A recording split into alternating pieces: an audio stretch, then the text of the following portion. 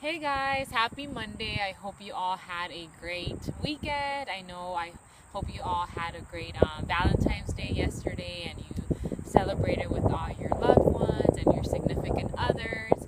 And as a result of that, I wanted to make this video today and just give you guys some relationship advice because as you guys know, this is my boyfriend David and we've been dating. It's gonna be 4 years in August, and I don't think there's anything as the perfect relationship, but I feel that me and David have a really amazing relationship, and it is because we've just been able to learn a lot of things about what it takes to be in a happy relationship. So I wanted to talk to you guys and share with you all just a few tips that I feel that you can really apply into a relationship. Maybe you just started dating someone, maybe you've been with someone for years, and I think there is always room for improvement in every area of your life. So one of the first things to me is so important in a relationship is communication, guys. Like, communication is so important because we as people, we're not mind readers, and your partner is not going to know exactly what your needs are, what your desires are in the relationship. So if something is bothering you, if you feel like something is missing in the relationship, if something is making you unhappy, you have to let the other person know. Be open about it, guys, because like I said, if you don't say anything, the other person is not going to have a clue what's going on and what's bothering you that day. So just be very open in communication. And one thing also that I love to share with people when I meet them and they're in relationships is something really important. It's actually finding your partner's love language. Like, there's a amazing book, it's called The 5 Love Languages, and it's by Gary Chapman, and I read it maybe a few years ago, maybe not too long ago, but it talks about every person has a certain love language. And if you are in a relationship, even if you are single right now, you need to find out, like, what is your love language? What makes you feel loved? Like, there's so many. Well, there's 5 love languages. Like, for example, mine is words of affirmation. Like, when David texts me like a sweet, really a sweet message, or when he tells me I love you, or you look beautiful. Yeah, like, that just fills me up and it makes me feel so loved. And his thing is quality time and physical touch. So affection, he needs someone, he loves when I give him a hug, when he, like, that stuff to him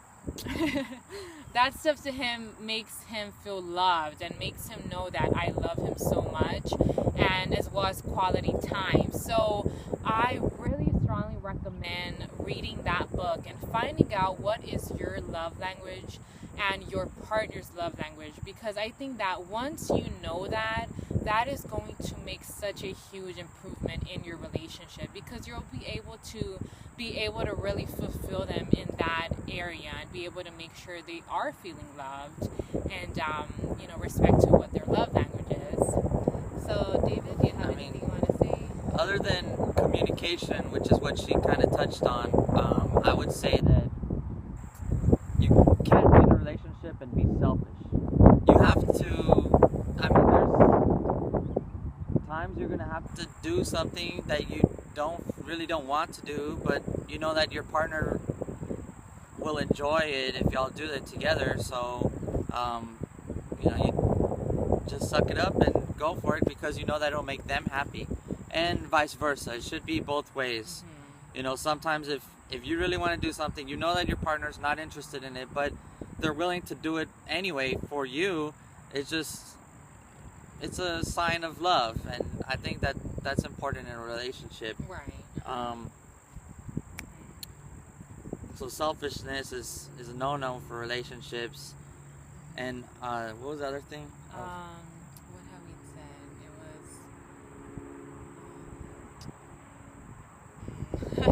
was we were discussing this. Oh yeah, one thing that I've noticed that we just started doing in our relationship is we never will like insult the other person. You know, there's always good times, and it's easy for people to be happy in the good times. Right. But when, you know, sure enough, there's always going to be arguments, or, you know, some conflict will come up. Yeah. And those are the times where you really can find out, okay, do we have what it takes to make it through, or are we just going to crumble at the first challenge? So I think one thing that has really helped is that we never will insult each other. Like, if one person doesn't like something and they, you know, I'm not going to say, oh, you're such a crybaby. That's speaking a permanent characteristic onto the other person. And, you know, if somebody insults you, you don't think, oh yeah, you're right. You just think, you know what, you insulted me, I'm going to insult you back, you know? Right. Or something like that. It doesn't help anything. But if instead you kind of just make it about the situation, or the specific action, or the specific things that were said, like, I really don't appreciate what you said, or, you know, I think that you overreacted a little bit, but, you know, I can understand your point of view, something like that. Like, something that's, you're not saying that you are this, you're saying what you did, or in this situation, it's not a permanent thing. That's Right. what I didn't like. So it gives them, you know, the ability to fix it. Right.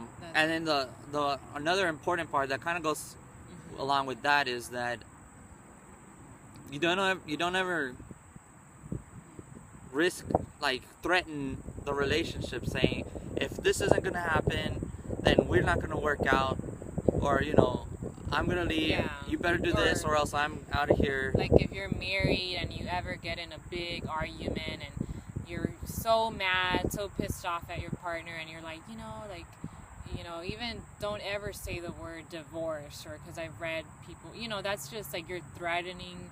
And yes, you're mad, but you need to be able to just control, the words that are coming out of your mouth. That is really important as well. Yeah, you're just showing them that the relationship, the value you place on the relationship is not, it's not very much. You're just like willing to just drop it just because of one little thing. So that's to me, that's just kind of something. It's like you really only say it if you're really about to be done with that person. And I don't believe in breaking up and getting back together, and breaking up and getting back together. I learned from some of my friends earlier, after the first time you break up, neither party values the relationship that much anymore. So getting back together, it'll be more likely that you'll break up, unless something fundamental has changed within the relationship, or within each person's. Right. But yeah, that's good. And also, one thing before I forget is I read this quote somewhere, is that I think Tony Robbins said this one time, is that if you do what you did in the beginning of the relationship, like, you're never gonna have an end. Meaning, like, when you were trying to, talk to the other person, or when you first started dating, you were probably doing your very best because you wanted this person to love you and to just know that this person was a person you wanted to spend the rest of your life with. But as the years go by, especially if you've been with someone for a couple years, like, it's so easy to get too comfortable in the relationship. Complacent. But complacent, yeah, exactly. But if you always remind yourself, like, how blessed you are and how lucky you are and grateful you are for your partner, like, you're always going to be in that state of gratitude towards them, and being able to tell them, like, I'm not going to ever be complacent in our relationship. it's good to look at your partner every now and then and just be like, wow, like, just remember the feelings, like what you felt at the beginning, that you really just were so crazy about them, and what things that you love about the other person. And Right. I mean, I told Martha this all the time. I feel like I fall in love with you over and over again. Like, even if we just met, like, just little things she does, it just, I love it. And still. He's so sweet. Okay, well, yeah, that's our video for today, guys. I really hope that this advice really helps you, because I know, like I said, no relationship is perfect, but when you really love someone, you are going to be able to see what you need to change in yourself and be able to improve. Like, I always feel like there's always something you can improve in your relationship. So I hope you take this advice and you apply it into your relationship. And if you are single right now, take the time to find out who you are and the things that really just make you happy, because that way, once you meet the right person, you guys are gonna just have a really good relationship. So I hope you guys enjoy this video, and I will see you all next week. Bye everyone.